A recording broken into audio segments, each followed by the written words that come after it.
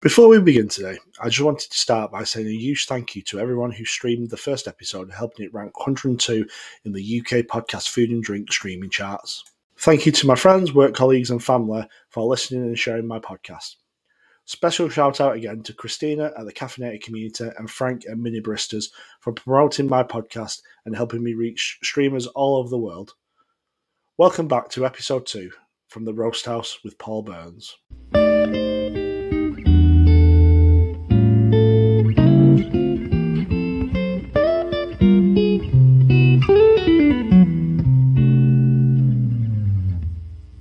On today's episode, we're going to begin with the coffee news, followed by a feature on Irish coffee with some related facts. After this, I'll follow up on some questions I had from the last episode on freezing coffee. March 8th was International Women's Day, and we're going to look at how this relates to the coffee industry. And lastly, we're going to be trying this episode's feature coffee and the story and history behind it. So let's get on with the episode.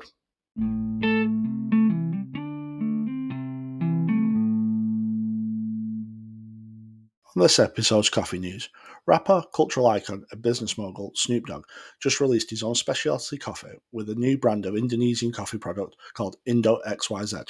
Snoop has partnered with Indonesian coffee entrepreneur Michael Ryder for the sourcing, roasting, and production of the whole bean. Ryder's family have been growing coffee for 5 generations, and Ryder founded his own company in 2017 called Tentera Surf and Coffee Roasters.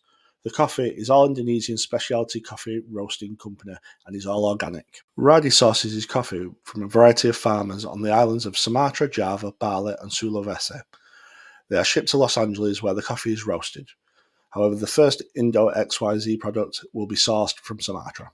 Snoop is known for his various ventures, including his own brand of gin, wine, and cereal, but this new venture is seen as an investment after he was seeking involvement with a stimulating product that would keep him and his associates ready at all hours whenever inspiration and motivation takes hold. Indo XYZ is packaged in Snoop-approved bright yellow and is a medium dark roasted single origin coffee available in whole bean and ready to drink cold brew.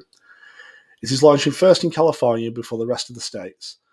The cold brew cans retail at $5.99 and the whole bean products retail at $17.99. Next on the coffee news, Costa Coffee has been voted the nation's favourite for the 13th consecutive year according to a survey of more than 5,000 UK consumers. In a World Coffee Portal survey of more than 5,000 consumers, 51% cited Costa Coffee as their favourite branded coffee shop chain. Costa is a UK-grown brand with a strong Italian heritage and has become a true mainstay of the British coffee landscape in a nation that is continuing to embrace coffee culture. Costa was founded in London in 1971 and is the largest coffee chain in the UK with approximately 2,700 stores. The Bedfordshire-based chain also manages 12,700 coffee machine network across the country. Costa Coffee also operates approximately 1,200 outlets and 1,600 coffee machines across the 40 international markets. What are your thoughts on this? I call back to last episode. In the UK, we drink about 95 million cups of coffee a day. And with the research being based on such a small number, how accurate do you feel the evidence is opposed to those who drink in independent stores?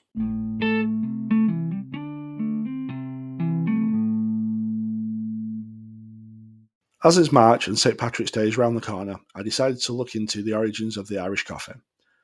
Irish coffee is a caffeinated alcoholic drink consisting of Irish whiskey, hot coffee and sugar, which has been stirred and topped with cream.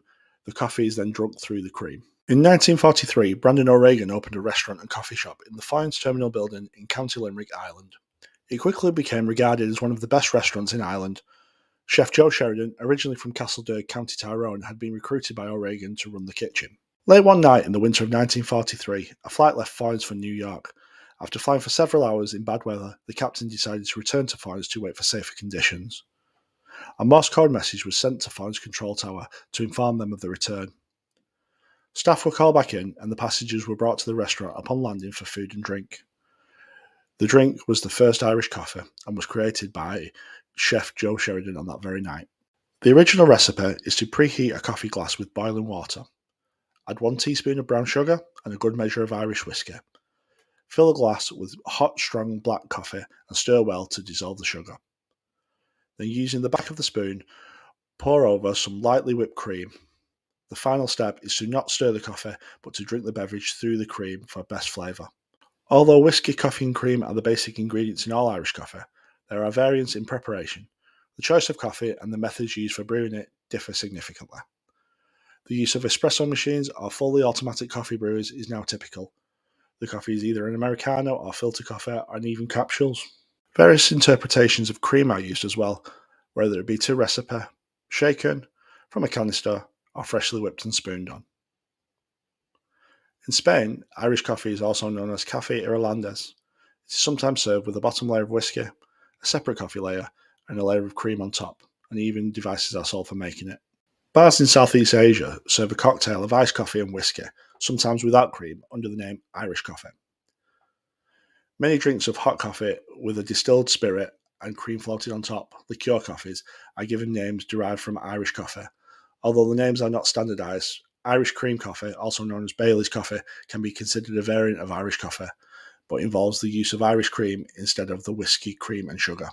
The Pfizer and Faker was a variation known in Germany, Denmark and Vietnam. Vietnamese cafes also included the Kaiser Melange, Maria Theresia, Beer de Mierda Cafe, and a handful of other variations on the theme. Several other versions, including the French version, which is a mix of coffee and spirits, called the Gloria, the Jamaican version, which is coffee mixed with rum, the Scottish version, which is Scotch and coffee, and the Mexican version with tequila.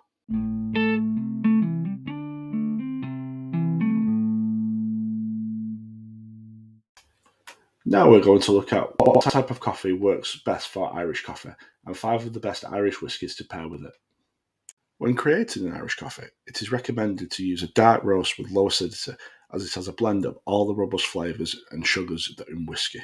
Most regions have a coffee that will pair well, but aside from the dark roast, you're looking for a smoky aroma with a brighter acidity. Usually these flavours are found in Southeast Asia, Kenya, Guatemala and Mexico.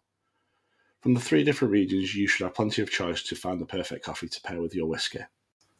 Now on to the whiskies. Teeling whiskey is a small batch whiskey produced in Dublin and is aged in bourbon casks. It gives off floral aromas and notes of festive spice.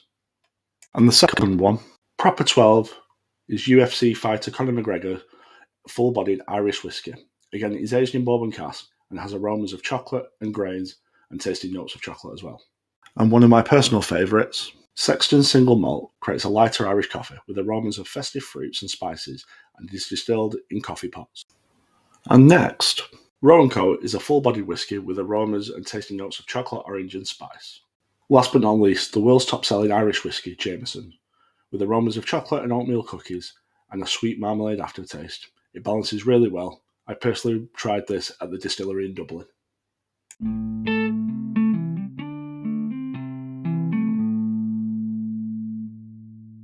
Five facts to go along with today's feature. The village of Foynes, to the south of the Shannon Estuary, and the same area where Joe Sheridan created the Irish coffee, holds the annual Irish Coffee Festival. January 25th is the National Irish Coffee Day. The first cafe outside of Foynes to serve Irish coffee was the Buena Vista Cafe and was located in San Francisco, California. In 1952, Stanton Delaplan, a travel writer for the San Francisco Chronicle, tried the coffee in the Foynes airport and recommended that it was added to the menu of the cafe. The same cafe holds the Guinness World Record for the largest Irish coffee ever served at around 68 litres, which is 15 gallons. There are nearly 2,000 National Coffee Days in a year, and 150 of them are in January. International Coffee Day is the 1st of October.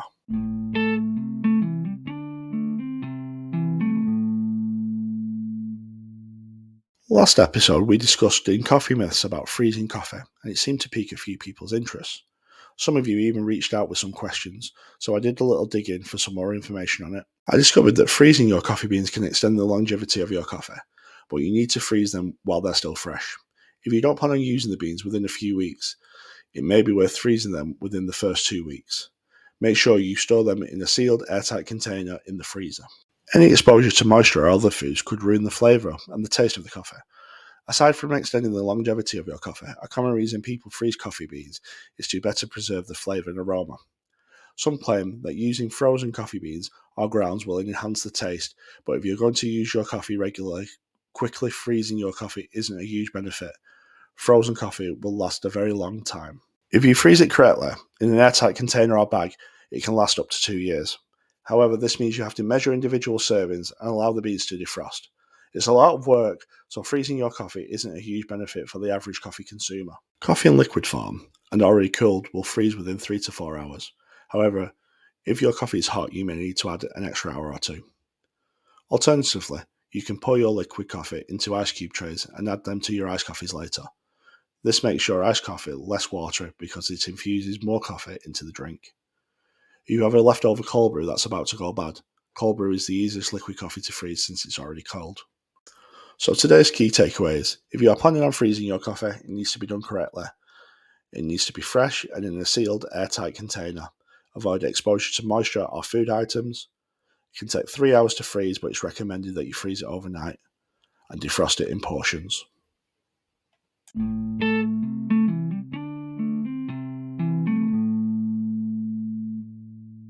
Here's a shout out to my friend Jessica Santiago from Austin, Texas. Jessica is on a mission to connect women in the coffee industry and inspire them to join her to bring light to how important women are to the coffee community. Her Instagram page is a coffee journey saw through her very own eyes, and she's been trained by two fabulous women on the art of roasting using a Loring roaster at Rising Tide Roast Collaborative in Austin, Texas. To follow Jessica's journey, visit her at Cafecito Diaries on Instagram, where you can watch her progress, plus tons of great videos and a link to her favourite coffee spots. To see where one of Jessica's frequented places is on her coffee journey, check out Rising Tide Roast Collaborative, which is a shared coffee roasting space in Austin, Texas. For more information on Rising Tide Roast Collaborative, visit risingtideroastcollab.com and at Rising Tide Roast Collab on Instagram.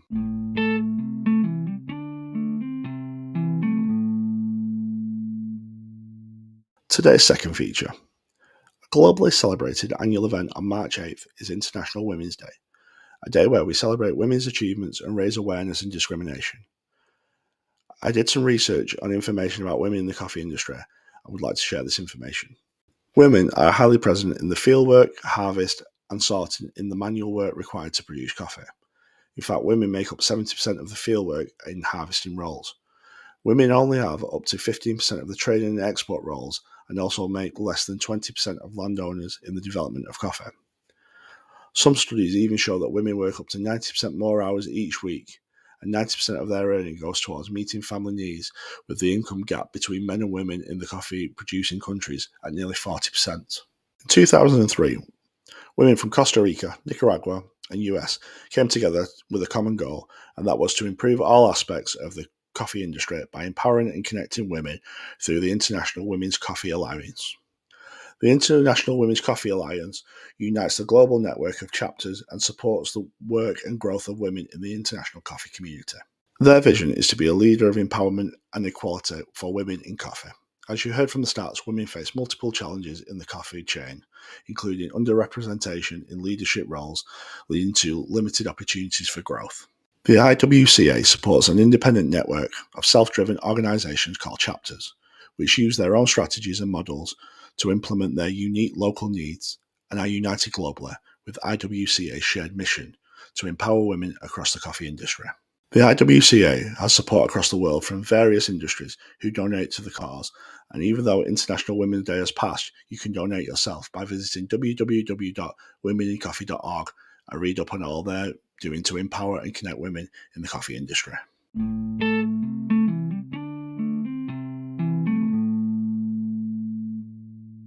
On to this episode's feature coffee. This episode's feature coffee comes from the Gentleman Baristas. The Gentleman Baristas is a coffee house inspired by London coffee houses from yesteryear, while sharing their knowledge and time with their guests.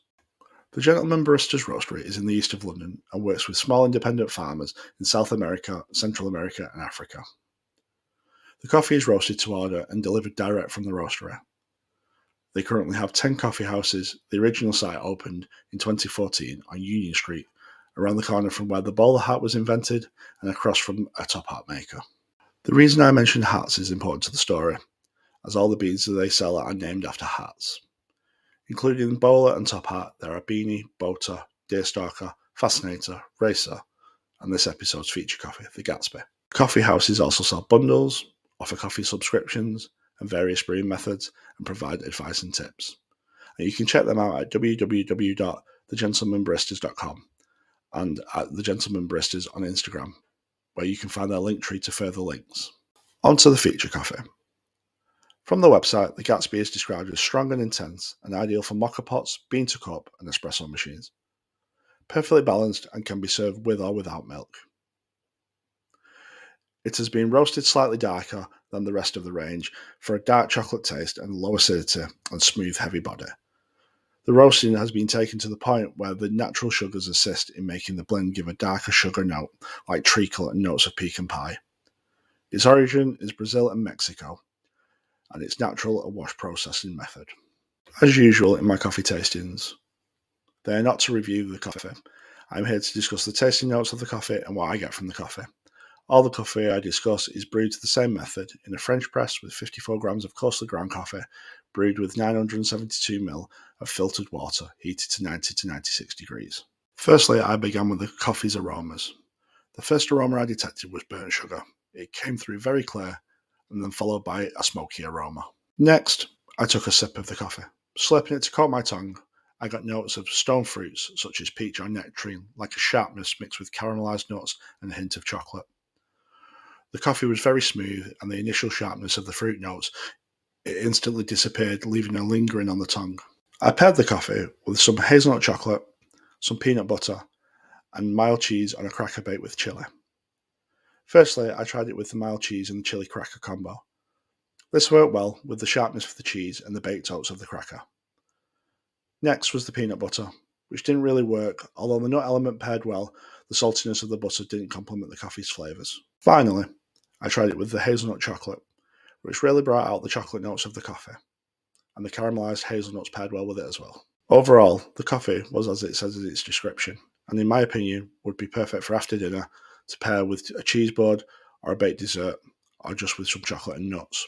If you have tried any coffees from the Gentleman Baristas, or have any coffee recommendations for me, let me know by dropping me a message or leave a comment in the reviews. And if I try it, I will give you a shout out in a future episode. Last episode, I was recommending an Australian coffee called Proud Mary from Christina at the Caffeinated Community, which I'm looking into sourcing in the UK. And next episode, I will try a Yunnan Liang small batch Chinese coffee.